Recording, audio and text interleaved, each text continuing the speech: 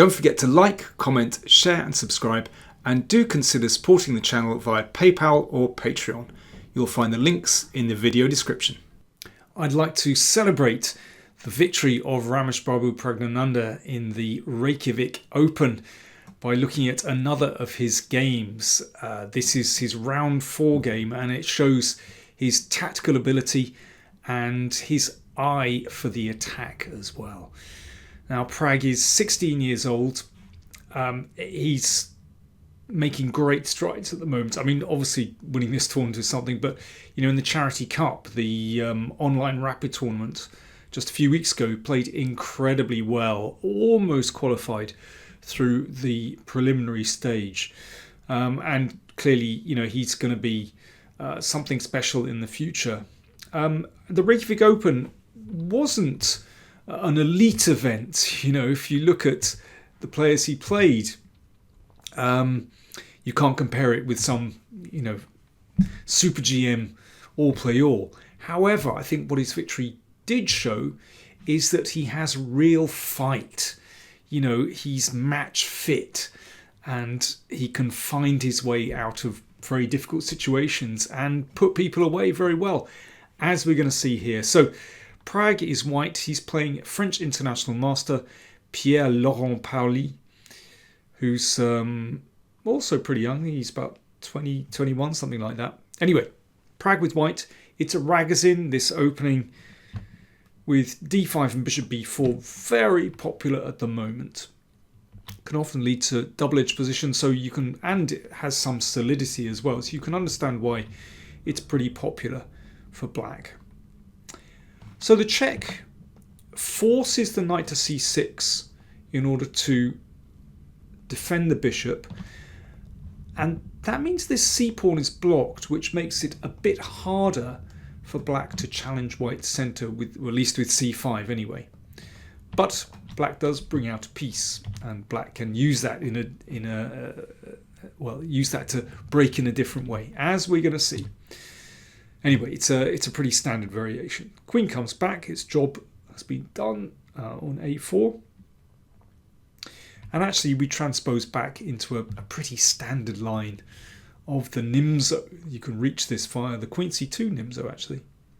So here's the point. The bishop drops back to d6, and with the knight on c6, black wants to play with e5, and in that way break out. So there we go, e5, and that frees this bishop. Black might want to take here, let's see. h3, that obviously stops the bishop coming to g4. Can be a useful move. It's kind of a little bit of a waiting move as well. I think white would like it very much if black took here, because that would free the bishop. But instead a6. So it could be that that prepares b5, but it simply prevents that knight moving to b5, which could hit the bishop. Now, Prag decides to simplify in the middle of the board. One can keep up the waiting game with a3, but okay, pawn takes pawn on e5, exchanges on e5, and here bishop d2. So it's clear that, you know, white wants to bring this rook into the game somewhere. So bishop d2 looks like a pretty normal move. What black has to watch out for here is this kingside majority, because white wants to push. If white can get f4 and e4 and then, you know, e5 in successfully, then that's pawn duo is very powerful, can sweep away black's pieces and give white a very strong kingside attack. So that's what black has to take care of. At the same time, he has to bring out that bishop somehow. But queen e7 is a good start. Takes the queen away from the d file. Puts a little bit of pressure on the e file, so it sort of discourages e4. And the bishop might come out to e6. And Pragg goes for it here. He plays f4. So, that's a really vigorous move. Now, if the bishop drops back to d6, then e4, and you see what I mean, that those pawns are rolling down the board very nicely indeed.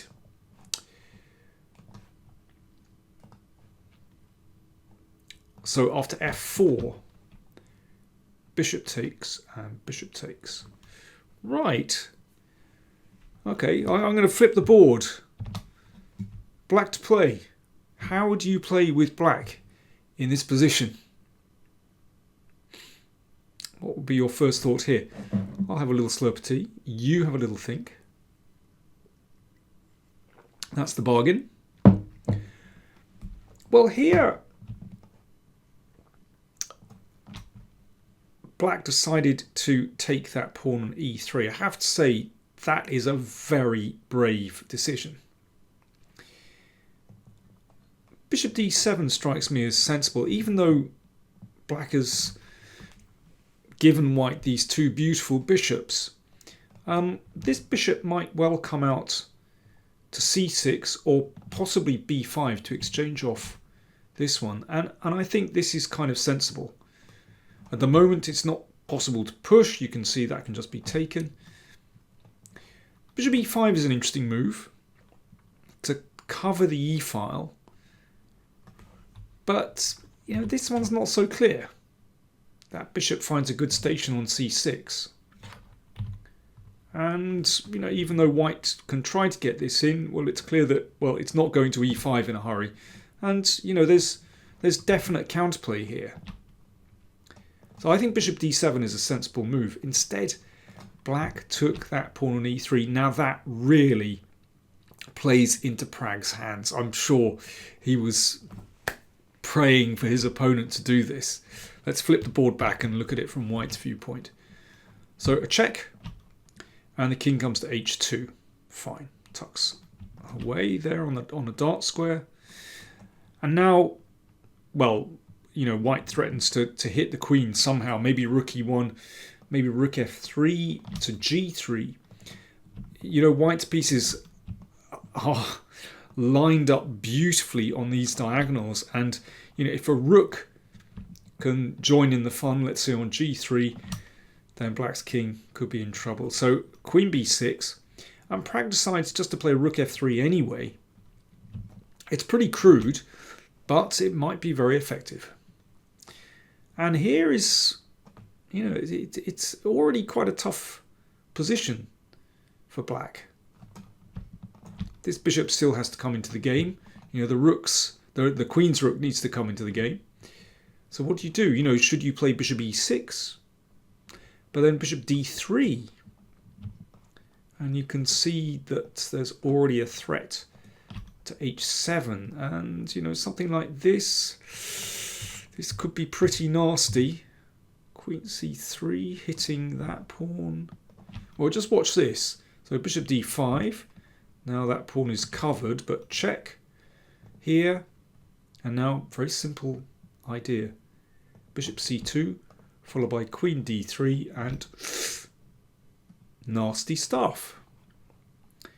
So already this is an extremely difficult position for black. Now, Laurent-Paoli found queen c6, and, that's pretty well motivated.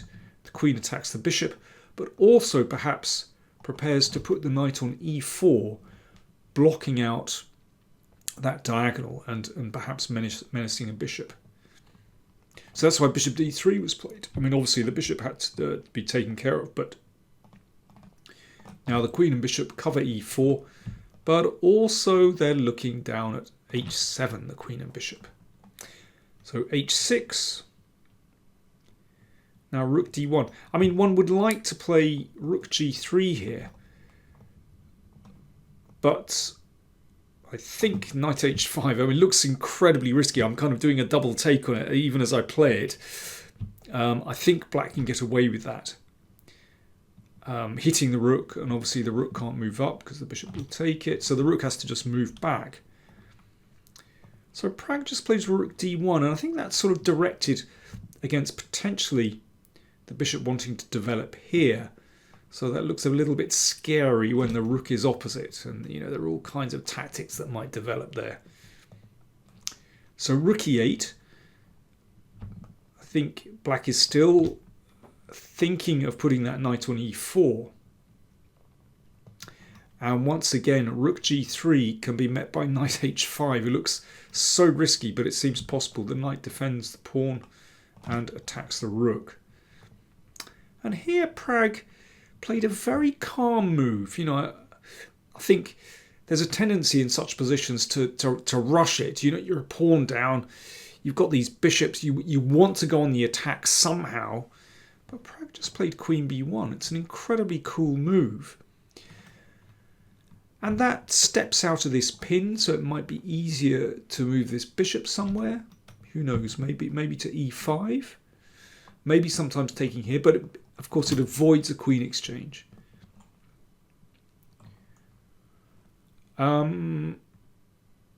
Yeah, so this bishop is the problem. What does black do with it? So bishop d7, and white can already take here. So queen takes will be met by bishop check, and then rook takes bishop. So there you go, that's the rook on d1. And if pawn takes, well, it's not ideal. It's not ideal. Black played instead bishop e6. Now I think, he's perhaps looking to play bishop e6 to activate.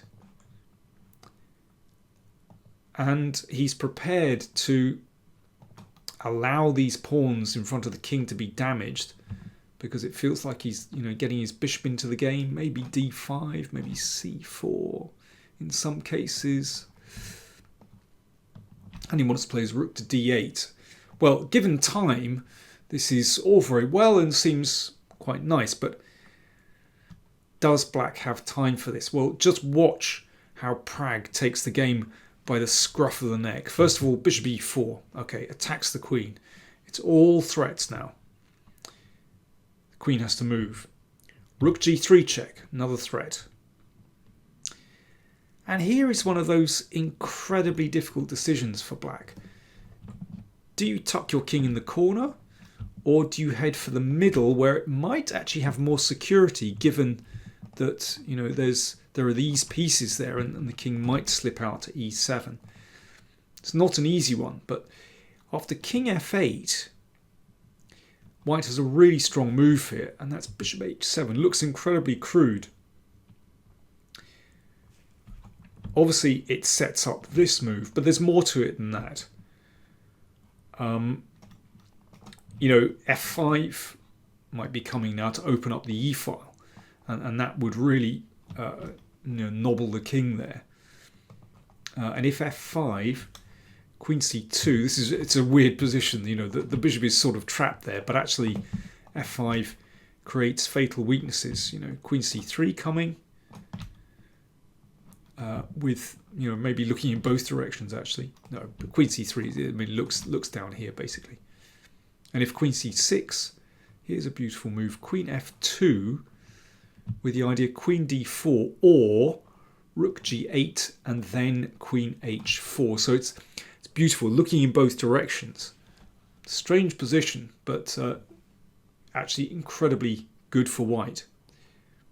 So rook g3 check. I mean, it's possible that Laurent-Paoli had reached this position in his calculations beforehand and thought that perhaps the king was safe. And then when he reached here, realised that bishop h7 could be very strong. It's easy to underestimate such a move.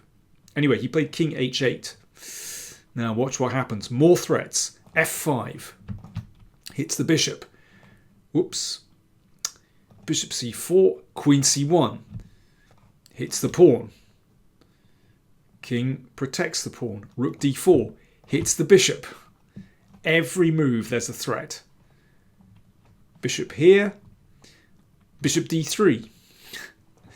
Well, it's all crumbling for black now.